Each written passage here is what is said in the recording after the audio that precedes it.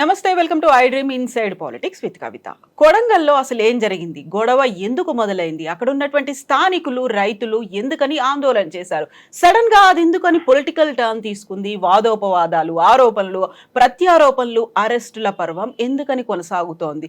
నిజంగా అక్కడ ఫార్మా కంపెనీని రైతులు వ్యతిరేకిస్తున్నారా, స్వాగతిస్తున్నారా? ఏం జరుగుతోంది? మనతో పాటుగా ఉన్నారు టీపీసీసీ అధికార ప్రతినిధి డాక్టర్ లింగం యాదవ్ గారు. హలో అండి, నమస్తే. నమస్తే అండి. అసలు కొడంగల్లో ఏం జరుగుతోందండి? ఫార్మా కంపెనీ కావాలంటున్నారా, వాళ్ళు వద్దంటున్నారా? మొత్తంగా బీఆర్ఎస్ మీదకే తోసేశారు. అక్కడ జరిగినటువంటి గొడవ కావచ్చు, కలెక్టర్ మీద దాడి కావచ్చు, రైతులు, స్థానికుల అభిప్రాయం ఏంటి అసలు? ముందుగా మీకు అదేవిధంగా ఐ డ్రీమ్ ప్రేక్షకులకు అందరికీ నమస్కారం అండి. డెఫినెట్గా అంటే తెలంగాణలో కాంగ్రెస్ ప్రజాప్రభుత్వం గౌరవనీయ ముఖ్యమంత్రి రేవంత్ రెడ్డి గారి ఆధ్వర్యంలో ఇవాళ అభివృద్ధి వికేంద్రీకరణ జరగాలి. తెలంగాణలో ఒక ప్రాంతమే అభివృద్ధి జరిగితే గతంలో మనం చూసిన ఉమ్మడి ఆంధ్రప్రదేశ్లో ప్రాంతీయ అసమానతలు పెరుగుతాయి. ఆ విధంగా కాకుండా తెలంగాణని 10 జోన్లుగా, క్లస్టర్ జోన్లుగా విభజించి వెనకబడిన ప్రాంతాలన్నిటిని కూడా సమానంగా అక్కడ ఇండస్ట్రీస్ని ఏర్పాటు చేస్తే అక్కడ ఉన్నటువంటి స్థానిక యువతకు ఉద్యోగ ఉపాధి అవకాశాలు మెరుగుపడతాయి అనే సదుద్దేశంతో గౌరవనీయ ముఖ్యమంత్రి రేవంత్ రెడ్డి గారు వెనకబడిన జిల్లా అయినటువంటి వికారాబాద్లో, ప్రత్యేకించి కొడంగల్ కాన్స్టిట్యున్సీలో లగచెర్లలో ఇవాళ ఒక ఇండస్ట్రీలు ఏర్పాటు చేయడానికి ప్రభుత్వం సిద్ధంగా ఉంది. అయితే మనం ఇవాళ మొన్న జరిగినటువంటి ఇన్సిడెంట్ కనుక ఒకసారి మనం అర్థం చేసుకుంటే అక్కడ ఇండస్ట్రీస్ పెట్టడానికి అది కూడా గ్రీన్ ఫీల్డ్ ఇండస్ట్రీస్ అండి. It's not only just pharma, it's clothes and merchants, different kinds of industries. ఇది అక్కడ 90% అంటే 90% మంది రైతులు ల్యాండ్ ఇవ్వడానికి సిద్ధంగా ఉన్నారు. Yes, there are the problem. ఎవరైనా ఉంటే కొంతమంది ల్యాండ్ ఇవ్వడానికి సిద్ధంగా లేకుంటే ఈ ప్రభుత్వం వాళ్ళతోటి మాట్లాడి ఏ విధంగా ఇంకా బెటర్గా ఫెయిర్ కాంపెన్సేషన్ ఇవ్వాలనేది ఆలోచించడానికి, దానికి వాళ్ళకి కావాల్సినటువంటి ఇంకా ఎట్లా మెరుగైన ఉపాధి ఉద్యోగ అవకాశాలు ఇవ్వడం, ఇంకా బెటర్గా ఏం చేయాలనేది ఆలోచించడానికి ఈ ప్రభుత్వం గౌరవ ముఖ్యమంత్రి రేవంత్ రెడ్డి గారు సిద్ధంగా ఉన్నారు. అయితే మొన్న జరిగిన దాన్ని కనుక మనం ఒకసారి అర్థం చేసుకుంటే అక్కడ కలెక్టర్ గారు వెళ్ళింది ప్రజాభిప్రాయ సేకరణ కోసం. కానీ ప్రజాభిప్రాయ సేకరణ కోసం వెళ్తే అక్కడ ఆల్రెడీ అందుకే అక్కడ బీఆర్ఎస్ నాయకులు ఎట్లయినా, ఎందుకంటే గత 10 ఏళ్లుగా అధికారాన్ని అనుభవించినటువంటి కేసీఆర్ ఫ్యామిలీ, ప్రత్యేకించి కేటీఆర్ అధికారమే శాశ్వతం అనుకురు. ఒకసారి వాళ్ళ అధికారం పోయిన తర్వాత ఒక సైకలాజికల్ డిజార్డర్ తోటి వాళ్ళ కేటీఆర్ బాధపడుతున్నాడు. అధికారంలో ఇవాళ కాంగ్రెస్ ప్రజాప్రభుత్వం అధికారం వచ్చినప్పటి నుంచి మీరు చూడండి, ఈ ప్రభుత్వం మీద మొదటి నుంచి కుట్రలే చేస్తున్నారు. ఇవాళ దానికి చాలా ఎగ్జాంపుల్ కూడా మనం చూడొచ్చు. ఏ విధంగా వాళ్ళు ఈ ప్రభుత్వం ఏర్పడైన తొందరలోనే ఏమన్నారండి, ఈ ప్రభుత్వం ఎక్కువ రోజులు ఉండదు, దీన్ని కూల్చేస్తాం, దీన్ని పేల్చేస్తామని. ఇంకొక ఉదాహరణ, మొన్న ఖమ్మంలో వరదలు వస్తే హరీష్ రావు గారు అక్కడికి వెళ్తే విత్ ఇన్ ద బీఆర్ఎస్ పార్టీలో ఉన్నటువంటి ఆధిపత్య గొడవలని కూడా ఆనాడు కాంగ్రెస్ ప్రభుత్వం మీద వాళ్ళు ఏ విధంగా బురద జల్లిరు, వరదల్లో బురద రాజకీయం చేసిరు అనేది మనం చాలా స్పష్టంగా ఇవాళ తెలంగాణ సమాజం అంతా కూడా అర్థం చేసుకుంటుంది. ఇవాళ మొన్న జరిగిన లగచెర్ల ఇన్సిడెంట్ లో కూడా వాళ్ళక్కడ ల్యాండ్ ఇవ్వడానికి రైతులు సిద్ధంగా ఉర్రు. ఇవాళ ఎవరైతే ఈ సురేష్ అనే వ్యక్తి ప్రత్యేకించి ఈ సంఘటనకు కలెక్టర్ మీద దాడికి జరగడానికి ప్రధానమైనటువంటి వ్యక్తులలో సురేష్, కొంతమంది బీఆర్ఎస్ నాయకులు, వాళ్ళు అక్కడ గతంలో స్థానికుడు అయినటువంటి మాజీ ఎమ్మెల్యే అయినటువంటి ఎక్స్ఎమ్మెల్యే అయినటువంటి నరేందర్ రెడ్డి గారితో 42 టైమ్స్ మనందరికీ తెలుసండి. ఒక ఫ్యామిలీ అయినా ఫ్రెండ్స్ అయినా వన్ డేలు ఎన్నిసార్లు మనం మాట్లాడతామండి. దీని వెనుక ఎవరు ఉన్నారు అంటే ఈ నరేందర్ రెడ్డి వెనుక కేటీఆర్ వెనుకుండి ఈ మొత్తాన్ని ఇన్సిడెంట్ అంటే ప్రభుత్వాన్ని అస్థిరపరచాలి, ప్రభుత్వం మీద ఒక కుట్ర కోణంతో ఈ కేటీఆర్ బీఆర్ఎస్ పార్టీ ఆనాడు మొన్న జరిగిన లగచెర్ల ఇన్సిడెంట్ గా మనం అర్థం చేసుకోవచ్చు. అయితే అక్కడ సురేష్ కూడా తన భూమి కోల్పోతాడు, అక్కడ తను కూడా ఒక బాధితుడే. కేవలం మీరు ఒక బీఆర్ఎస్ పార్టీ కార్యకర్తగా మాత్రమే చూస్తున్నారు, కానీ అక్కడ గ్రామస్తుడు, వాస్తవ్యుడు అలా ఎందుకు చూడలేకపోతున్నారు? డెఫినెట్ గా అదే చెప్తున్నా. అయితే ఇదే బీఆర్ఎస్ తనకున్నటువంటి మీడియా ఛానళ్ల ద్వారా, పత్రికల ద్వారా ఒక విష ప్రచారం చేయడం అనేది బీఆర్ఎస్ కు మొదటి నుంచి అలవాటే.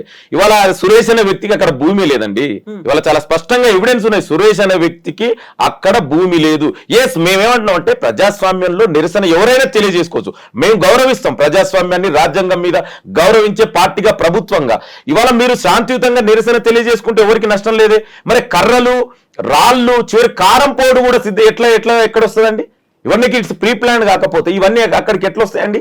అంటే ఇదంతా కేటీఆర్ ఎనుకుండి ఈ ప్రభుత్వం మీద బురద జల్లాలే, ఈ ప్రభుత్వాన్ని అస్థిరపరచాలని ఒక కుట్రతో ఉంటే మొన్న జరిగినటువంటి ఇన్సిడెంట్ గా ఇవాళ మనకు చాలా స్పష్టంగా అర్థమవుతుంది. ఇవాళ అందుకే ఇవాళ అక్కడ రైతులు సిద్ధంగా భూమి ఇవ్వడానికి. నేను చెప్తున్నా 90% రైతులు సిద్ధంగా ఉన్నారు.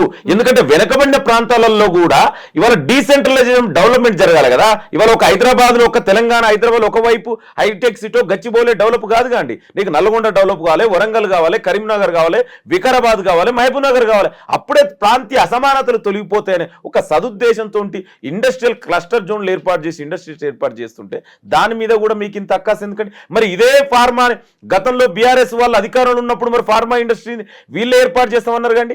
ఇవాళ మేము ఆ విధంగా మాట్లాడితే ఇవాళ వాళ్ళు మాట్లాడుతున్నారు అక్కడ ఏదో జరిగింది. నువ్వు ప్రీ ప్లాన్ గా అటాక్ చేసి ప్రభుత్వం మీద, ప్రభుత్వ అధికారుల మీద ఇవాళ మరి ఇన్ని మాట్లాడే వ్యక్తులకు గతంలో మల్లన్న సాగర్లో ఏం జరిగిందో మర్చిపోయినండి. ఇవాళ మీరు అందరు చూసిరు.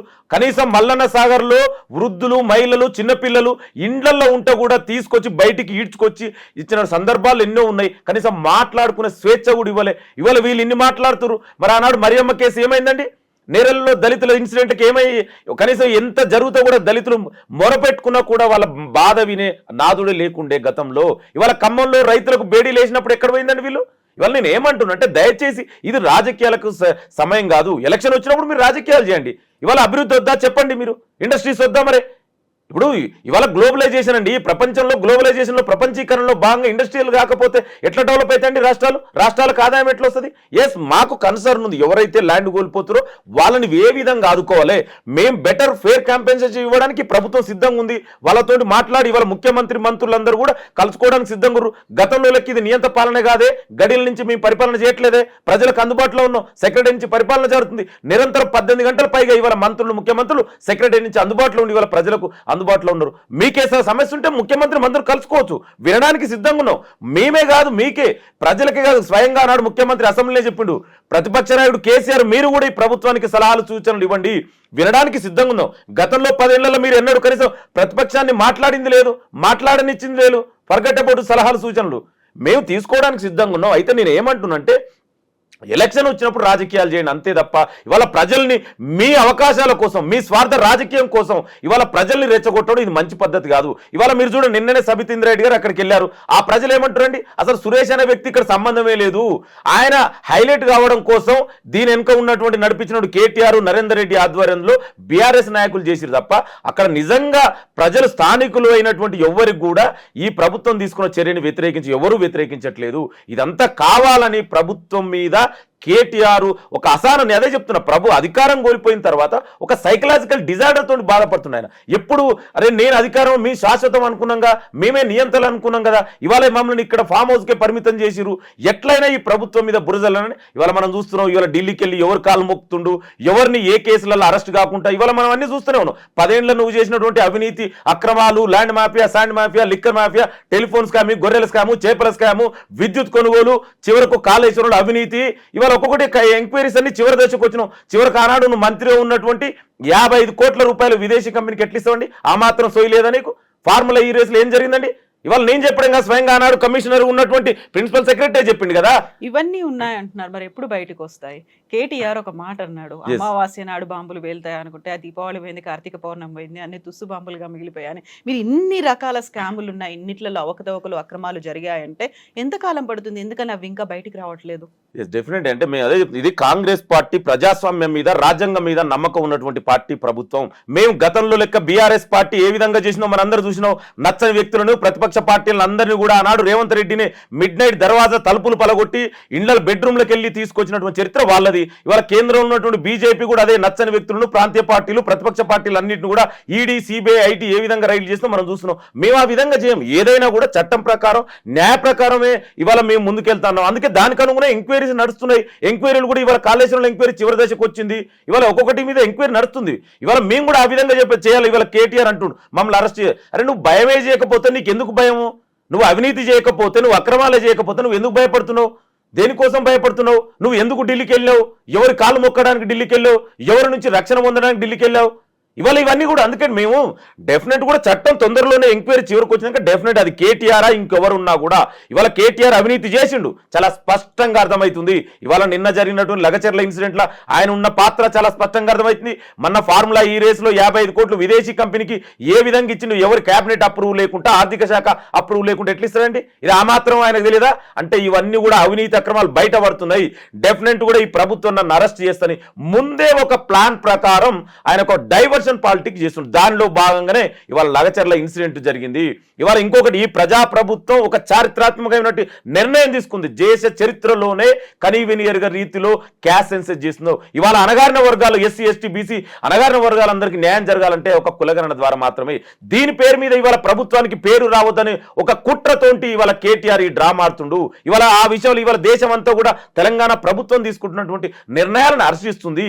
దీన్ని డైవర్సియేట్ చేయడం కోసమే ఇవాళ ఇట్లాంటి ప్రభుత్వం మీద బురజల్లే కార్యక్రమాలు కేటీఆర్ చేస్తారు. అయినా కూడా తొందరలోనే ఆ ఎంక్వైరీ చివరికి వస్తే డెఫినెట్ కూడా చట్టం ముందు అది కేటీఆర్ అయినా ఎంత పెద్ద వ్యక్తి అయినా తప్పు చేసిన వ్యక్తి డెఫినెట్ కూడా జైలుకి పోవాల్సిందే. కేటీఆర్ కూడా తొందరలోనే జైలుకి పోతాడు. ఇప్పుడు ఏ కేసులో అవుతుంది? అరెస్ట్ అనేది ఎదురు చూస్తున్నట్టుగా ఉందేమో పరిస్థితి అనిపిస్తోంది. ఎవరు ఎదురు చూస్తున్నారు యాక్చువల్గా అక్కడ? నేను అదే చెప్తున్నా, ఇవాళ ఈ ప్రభుత్వం మేము అరెస్టే చేయాలనుకుంటే, నిజంగా కక్షపూరితంగా స్వార్థ రాజకీయ కోసం చేయాలనుకుంటే 10 నెలలు 11 నెలలు ఎందుకు వెయిట్ చేస్తామండి? మేము చట్ట ప్రకారం పోవాలనుకుంటున్నాం. ఇవాళ కాళేశ్వరం ఎంక్వైరీ చివరి దశకు వచ్చింది. ఇవాళ ల్యాండ్ ఆయన ఏ విధంగా ల్యాండ్ మాఫియాలో ఎవరెవరికి బినామీల కబ్జాలు అనుచరులకు రాసి ఇచ్చినండి, ఇవాళ అది కూడా చివరి దశకు వచ్చింది. ఇవాళ ప్రత్యేకించి ఫార్ములా ఈ రేసులో అది చాలా స్పష్టంగా ఉందండి. విదేశీ కంపెనీకి క్యాబినెట్ అప్రూవ్ లేకుండా, ఆర్థిక శాఖ అనుమతి లేకుండా 55 కోట్ల రూపాయలు ఎట్లిస్తారు? తెలంగాణ కష్టార్జితమైనటువంటి సొమ్ముని, ప్రజల సొమ్ముని ఏ విధంగా అప్పనంగా ఇస్తారండి? ఇవాళ ఈ కేసులలో ఆయన అరెస్ట్ అవుతాడు. ఇది ఆయనకు తెలిసే దీని ముందుకు డ్రామా ఆడుతున్నాడు. అంటే నన్ను ఎట్లయినా అరెస్ట్ చేస్తారు.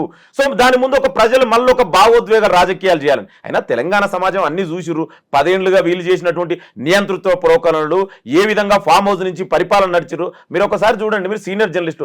ప్రజాస్వామ్యంలో పరిపాలన ఎక్కడి నుంచి జరుగుతుందండి? ప్రజాస్వామ్యంలో సెక్రటరీలు మరి సభలు, శాసనసభలు ఎందుకండి? ఆయన గతంలో ముఖ్యమంత్రి ఉన్నప్పుడు ఆయన శాసనసభకు రాడు. సెక్రటరీ నుంచి అసలు వాళ్ళకి అలవాటే లేదు సెక్రటరీ పరిపాలన. ఇవాళ మళ్ళీ ప్రతిపక్ష నాయకుడు కూడా మళ్ళీ ఎక్కడి నుంచి ఉండండి? ఫామ్ హౌస్కి. అందుకే తెలంగాణ ప్రజలు కూడా ఆయన ఫామ్ హౌస్, కేసీఆర్ని ఫామ్ హౌస్కి పరిమితం చేశారు. ఈ కేటీఆర్కి ఇవాళ ఆయన చేసిన అవినీతి అక్రమాలు ఎట్లయినా బయట పడతాయి, నన్ను అరెస్ట్ చేస్తారనే భయంతో ఆయన ఒక ఈ విధంగా ప్రభుత్వం మీద కుట్రలు చేస్తుండే. ఎందుకంటే గతంలో చూసాం ఇవాళ వాళ్ళు చేసినటువంటి ఎంత దుర్మార్గంగా చేసినంటే, తెలంగాణలో 10 ఏళ్లుగా విచ్చలవిడిగా డ్రగ్స్, గతంలో తెలంగాణలో విలేజ్లలో ఓన్లీ హైదరాబాద్లో ఎక్కడో అక్కడ ఏరియాల్లో ఈ వీడు దొరికేది. ఇవాళ కేసీఆర్ 10 ఏళ్ల పాలన ఏం జరిగిందండి? మారుమూల పల్లెలలో కూడా ఇవాళ విచ్చలవిడిగా డ్రగ్స్ అవైలబిలిటీ అయింది. ఇవాళ దాని మీద కూడా చర్యలు తీసుకుంటున్నాం. ఎవరు చేసిరు? కేటీఆర్ బామ్మర్ది ఇన్వాల్వ్ అయిండు. ఇవాళ మీరు చూడండి, సన్బర్గ్ అనే కార్యక్రమం ద్వారా కండక్ట్ చేసి గచ్చిబౌలి స్టేడియంలో ఆనాడు యువతకు ఏం మెసేజ్ ఇచ్చారండి ప్రభుత్వం?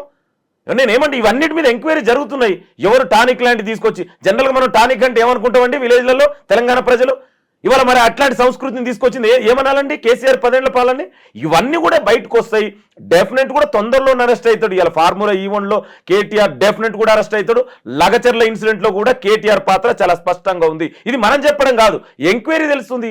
ఇప్పుడు లగచర్లకు సంబంధించి మీరు ఒక మాట అన్నారు, 90% అక్కడ వాళ్ళ స్థలాలను ఇవ్వడానికి రెడీగా ఉన్నారు, వాళ్ళ పొలాలు కావచ్చు, అక్కడ భూమి ఇవ్వడానికి రెడీగా ఉన్నారు అనుకున్నప్పుడు మిగతా 10% ఎందుకని అంత ప్రొటెస్ట్ చేస్తున్నారు? ఇప్పుడు వస్తున్నటువంటి వీడియోలు లేకుంటే వాళ్ళు మాట్లాడినటువంటి ప్రెస్ మీట్ మాటలు వింటూ ఉంటే డే టైంలో మాత్రమే మేము ఇక్కడ ఉంటున్నాము, రాత్రిపూట ఇక్కడ నుంచి మేము పారిపోయి ఎక్కడో తలదాచుకోవాల్సి వస్తుంది, పోలీసులు మా మీద అక్రమంగా అన్యాయంగా బయటికి చెప్పుకోలేనంతగా టార్చర్ పెడుతున్నారు, హింసిస్తున్నారు, మహిళల నుంచి ఇలాంటి రెస్పాన్స్ వస్తుంది, బయట వాళ్ళు వచ్చినటువంటి వాళ్ళని కూడా అరెస్ట్ చేసి జైల్లో పెట్టారు అనేది.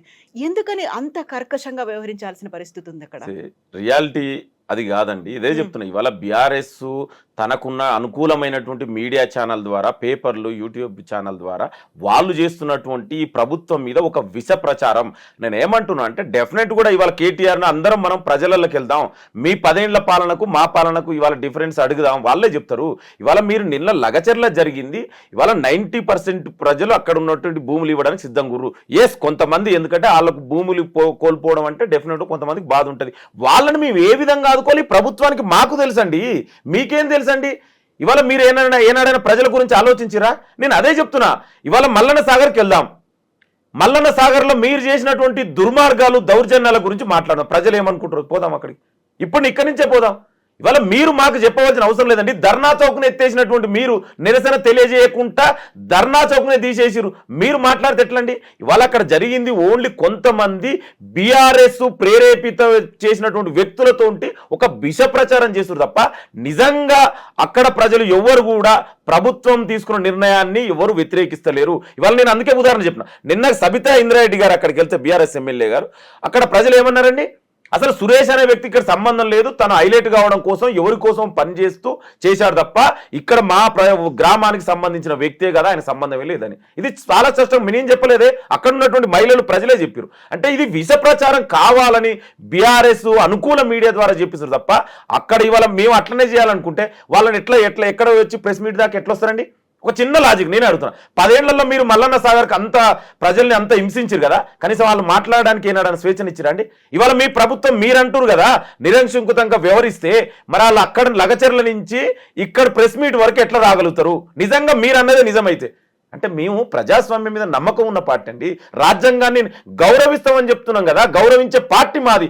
మేము ప్రతిపక్షం కూడా ఉండాలని చెప్పే పార్టీది, మేమెందుకు ఇతరులను నోరు నొక్కేస్తారండి? ఇదంతా విష ప్రచారం కావాలని కేసీఆర్, బీఆర్ఎస్, కేటీఆర్ ఆడుతున్న డ్రామా. ఆ డ్రామా కూడా తొందరలోనే బయటకు వస్తుంది. ఇవాళ ఆల్రెడీ ఎంక్వైరీ జరుగుతుంది. ఈ లగచర్ల ఇన్సిడెంట్గా వెనక మొత్తం ఉన్నది కేటీఆర్ అండ్ బీఆర్ఎస్ నాయకులు. వాళ్ళ తొందరలోనే వాళ్ళది వస్తుంది డెఫినెట్ కూడా. ఇందులో కేటీఆర్ కుట్ర తొందరలోనే బయటపడుతుంది.